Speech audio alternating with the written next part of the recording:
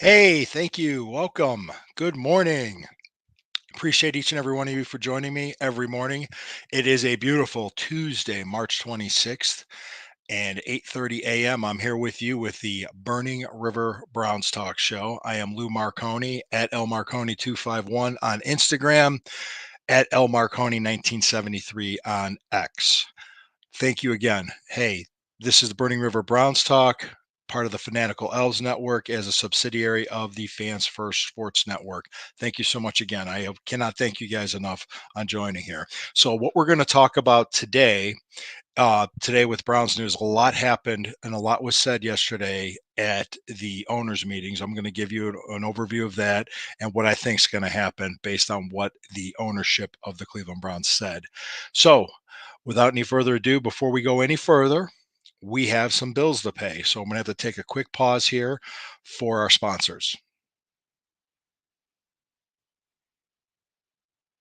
Okay, we're back. All right, very good, very good. Thank you again for sticking with me. Okay, let's go over this. A lot happened, a lot to talk about with the Cleveland Browns.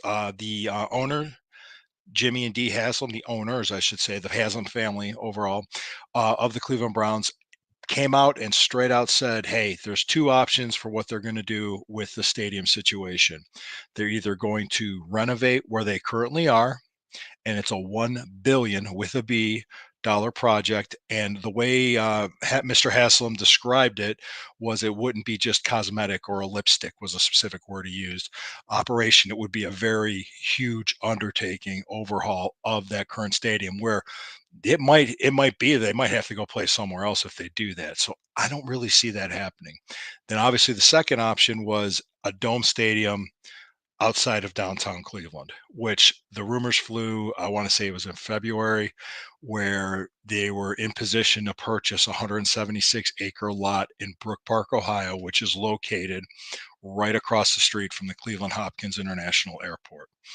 It's a prime location, transit wise, airport wise. They're going to have to put up more hotels.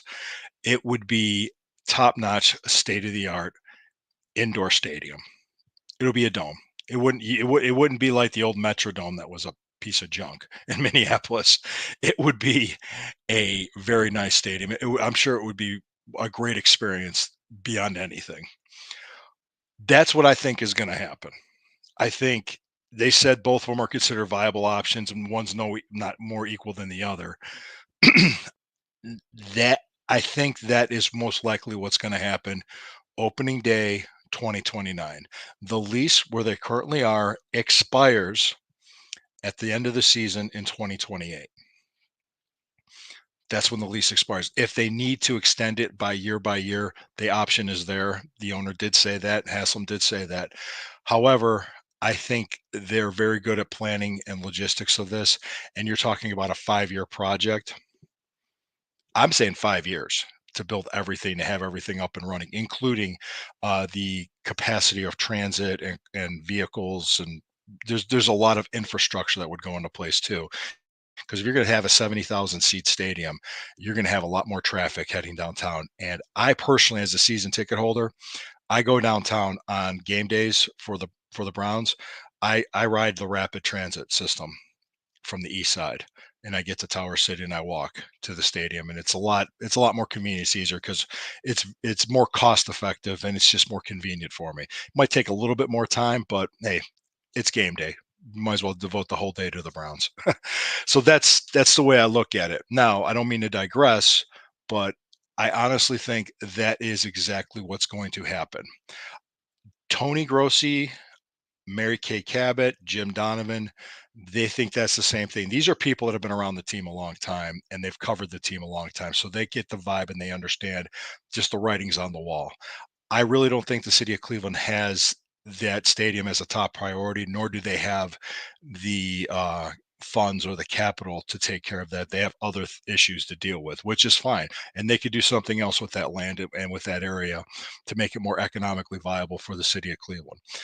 The Browns playing in Brook Park is not a big deal to me because it's only 10 miles from downtown Cleveland. It's not it's still the Cleveland Browns. It'll just be played in Brook Park, Ohio. So it's really what needs to be done. That's my opinion. Also,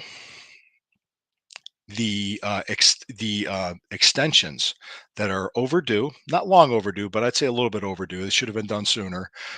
Of general manager Andrew Berry and head coach Kevin Stefanski are pretty much imminent.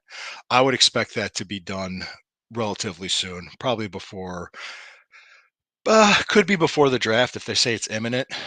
So we're about 29 days from the draft, or excuse me, 30 days from the draft because there's 31 days in the month of March. So April 25th is the NFL draft. So I would expect Barry and Stefanski to have their extensions by the draft, and it's a good thing. It's a very good thing considering everything we've gone through as fans in the last 30 years.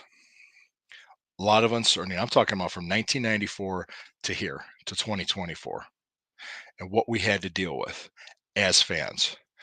That's what I'm talking about. It is amazing that we have competent people running the team and we have a competent owner. He was competent. The owner was competent from the beginning. He made his mistakes and he learned from them.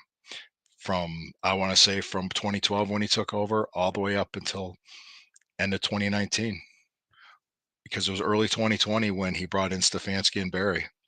Ever since then, they've righted the ship. Things are going smoothly.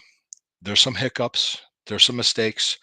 Of course, nobody's perfect. You can't expect everybody to be perfect, anybody to be perfect when they're doing their job, but they're good. They're very good at their job. We have a very good team. We have a very good roster and we have stability. So, Browns fans, the future is going to be bright. We're going to have a new stadium in a dome in Brook Park, Ohio, probably within 5 years. We're also going to have a head coach and a general manager that's going to be extended, that's going to be here a long time. And it's going to be nice. And we have a very good roster. And we have an owner that's outspending the rest of the league on players, and a model that soon other teams will start to, um, I want to say, emulate or copy. Things are good. Now we want to see the results of this goodness on the field. We did last year. We made the playoffs comfortably with 26% of our salary cap on injured reserve. You're going to hear that over and over again and ad nauseum. Yes, there was a lot of injuries. Most teams would have collapsed and had a 4 or 5 win season. Cleveland Browns won 11 games and made the playoffs while resting their starters in the final week of the season. That's how good we are. And I'm not just waving pom poms being a fan, it's the truth. So, folks, that's going to about wrap it up. Please like, follow, and subscribe. We appreciate you. Everybody here at Fanatical Elves appreciates the Browns fans. And at the Fans First Sports Network, my articles are on Fans First Sports Network. My podcasts are on the Fanatical Elves Network. Like, follow, share, and subscribe. Folks, anytime you can always message me. You can reach out to me. I'll answer any question you might have. Don't always remember that when the river burns, it burns brown and orange. I will see you tomorrow morning.